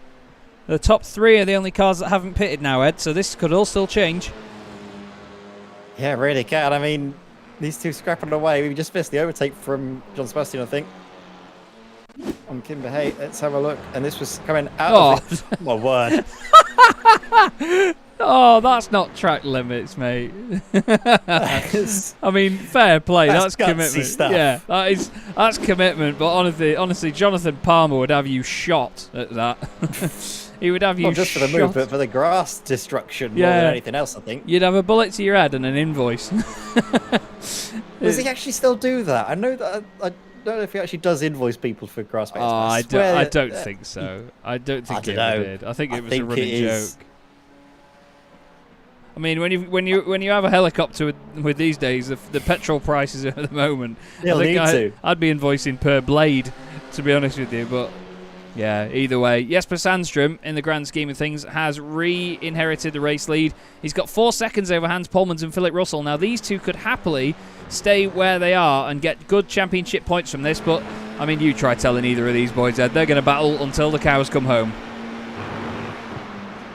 Gotta say, Philip Russell is going to be hungry for this. He got a podium earlier on tonight, didn't he? So, or did he just miss out, actually? No, he just missed out, I think, didn't he? His best chance was in the first race. I think he just finished did, in fourth place. Yeah. So this is going to be his best result if he can get this podium place, but he can see a chance for second place. He's going to go for it 100% of the way.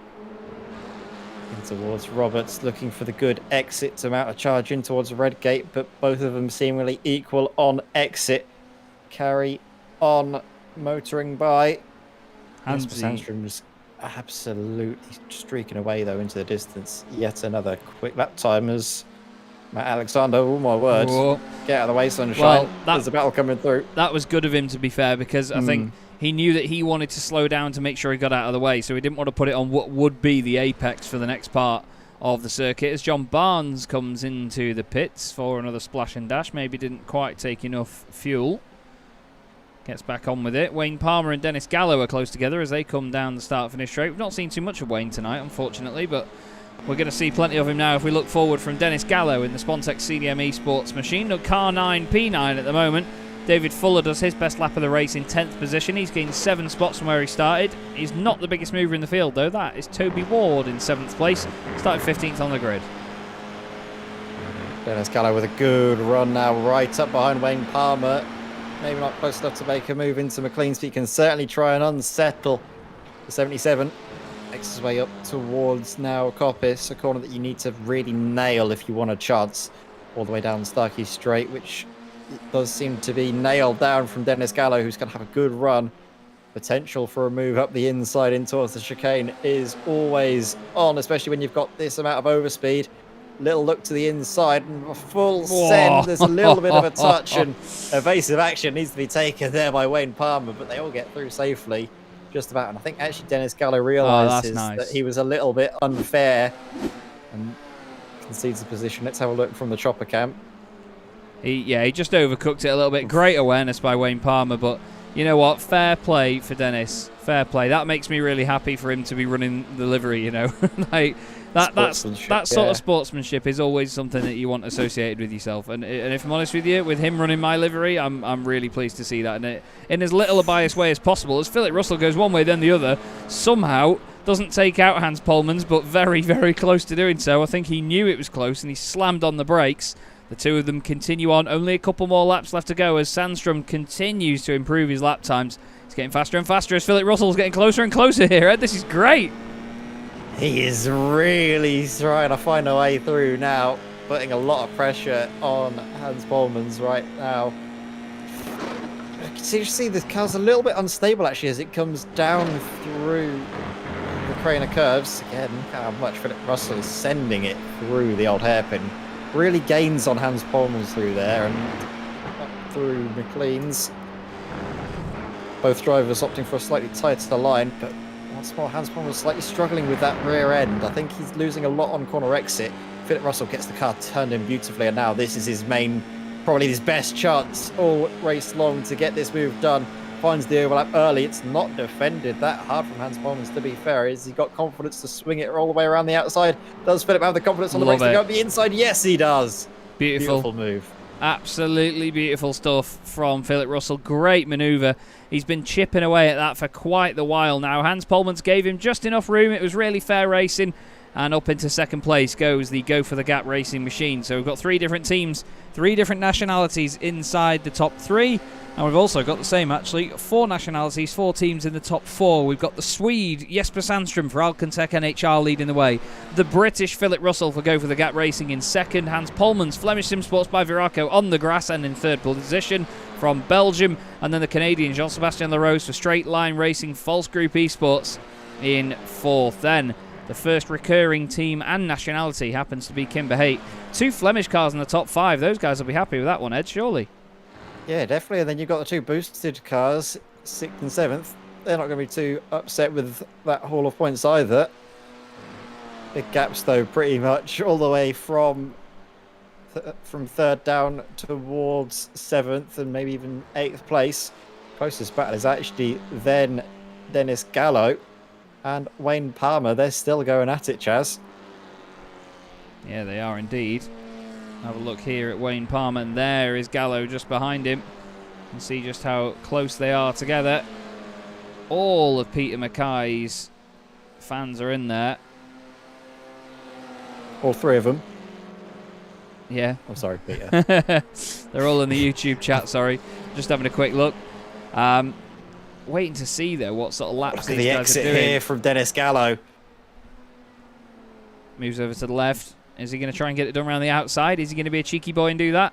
No, I don't think he's going to make it work, as he's not got the overlap all the way around. Wayne Palmer manages to hold on to it for now.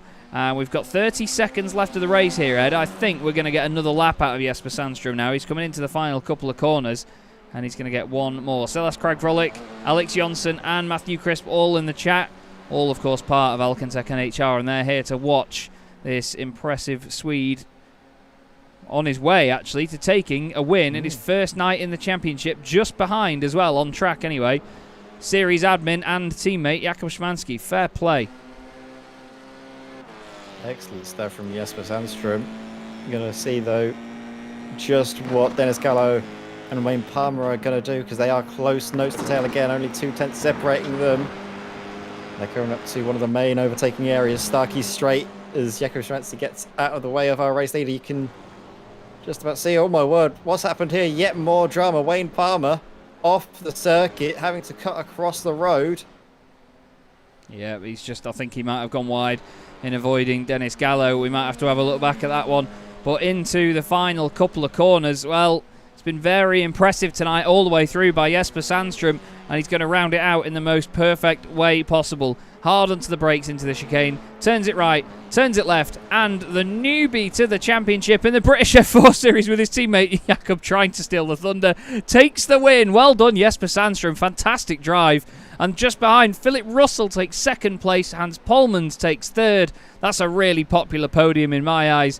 Jakub Szymanski makes, well, an entertaining fool of himself right at the end there. It's a great angle of the Alcantec car, be it suspension broken or not. But Kimber Haight finishes fifth behind Sebastian Larose. And then John Tusting and Toby Ward are going to be the boosted cars next to cross the line. But, oh, Jakub, what have you done? Oh, dear. Oh, bless Poor him. Jakub. He's not been able to catch a break. Still up 5 places from the start of the race. Not too bad for him. Of course, though, would have been hoping for a little bit more out of this final race, I'm sure. Tell you what, that was a properly brilliant drive. It's an exciting race. I think it was probably had most by Jean-Sébastien Larose, who had to overtake, then made a mistake, then had to overtake again, then made a mistake, then had to overtake again. I think he was doing that pretty much every single lap. Yeah, he was always working hard, and there were a number of drivers in that just did not have a single moment of rest, and it was a very impressive drive by a bunch of the guys in the midfield that had to live with that. Jakub sent me a rather funny message that even Probably though not broadcastable. no, definitely not broadcastable at all. But still, very, very entertaining. And well done, of course, to Jesper Sandström. That was incredibly impressive. So Sandström takes the win then, 6.5 seconds clear of Philip Russell and Hans Polmans, who round out, like I said, a very, very popular podium. 3 fantastic guys. Jean-Sébastien Larose finishes in 4th, like I said earlier. 4 nationalities, 4 teams in the top 4. Kimber Haight finishes 5th, ahead of the boosted motorsport in sort of half John Squadron. John Tusting and Toby John Ward. Dennis Gallo finishes 8th ahead of David Fuller. He's had quite a decent night for his debut, actually. I think that's 3 top 10s for David. Wayne Palmer finishes 10th. John Barnes finishes just outside said top 10 in 11th, ahead of Nathan Whiteley, who is the last car in the lead lap. Then we have Hakon Grebstad 1 lap down, ahead of Raymond Wolpott and Justin Gerritsen. Then it's Jakub Szymanski finishing 2 laps down in 16th place. Simon Price joining him on that lap as well, with Matt Alexander, and then Kane Halliburton and Austin Foster, 2 real fast guys in this championship, 2 big hitters, not making it to the flag. Well, it was another entertaining night of racing, Ed. I don't think we saw a single moment where it was sort of boring or chilled. There was always something going on, and Donington, like we predicted, was just an absolute beauty to witness once more. It really was. There was some stunning driving from the championship leader, Kane Halliburton, really stamping his authority on this season of F4 racing. But then the newcomer to the series on his debut round managed to take the race victory there on the final race of the evening. Wonderful drive from the Alcantec NHR driver, who joins us in the commentary box now. And Jesper, you've got to be very pleased with that, of course. You had some good finishes in the first and second race, and then to top it off with a win. Was that what you expected coming into this, or is this more than you could have possibly dreamed of? I didn't quite expect this, because I signed up for the league like half an hour before the open practice started, so I love it. That's so good.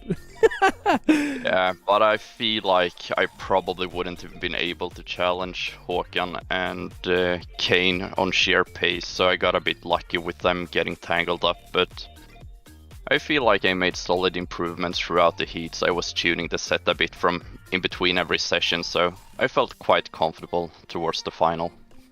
You've opened some great scraps as well. Just talk us through how excited that must have been behind the wheel, especially in that first race when we saw you scrapping away with fellow Scandinavian Hakon Grebstad. That must have got the blood pumping.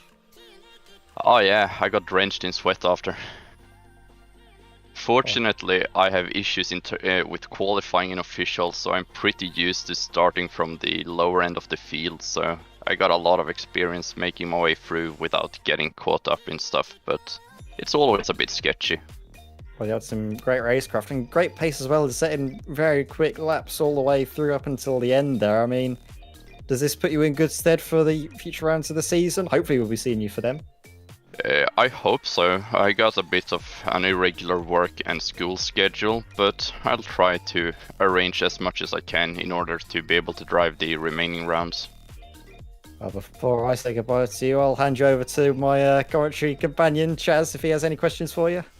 Well, I want to just say well done, Jesper, because that was a fantastic debut in the series tonight. What did you make of Donington Park in this car? Because I know it's a car that requires a lot of commitment and momentum, and Donington's a high-speed circuit. Did you find it a big challenge, or was it easy to get used to?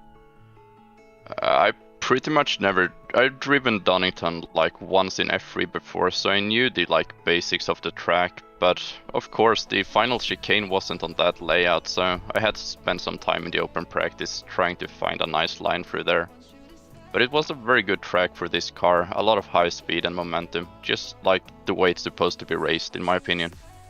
Yeah, definitely. No, I completely agree with you on that. It's a really, really strong combination. And again, I mean, you and this car seem to get on very well indeed, because if it's your first time properly racing the circuit in this car, I really look forward to seeing what you can do for the rest of the season. Is there anyone you'd like to give a shout out to while we've got you? Yeah, of course, my team, Alcantech NHR. They're a bunch of top guys. Beautiful stuff. Well, we always enjoy having them around, and we hope to see you again soon, mate. We look forward to it. Thanks. There we go then. Jesper Sandström, a really promising debut tonight, Ed, and like I say, I mean it when I say that I look forward to seeing what he can do for the rest of the season. It's a shame he's not been with us since day one, but I think he could definitely challenge for maybe the top 5 in the championship come the end. Oh yeah, he's a really exciting driver. You could just see from this one round, these past 3 races, that he is certainly something special, and to only rock up 30 minutes before the race practice session was due to start, that was certainly no mean feat to pull off what he did tonight. But we have a very, very popular podium sitter here in the chat, and I know what, Chaz, you're absolutely dying to have a word with him, so why not take it away with Philip Russell? Well, we were saying before, Philip, that we wanted to have a chat with you, and I mean, to get a second place in the end after a great battle with Hans Polmans, you must be really beaming with that one. What a night.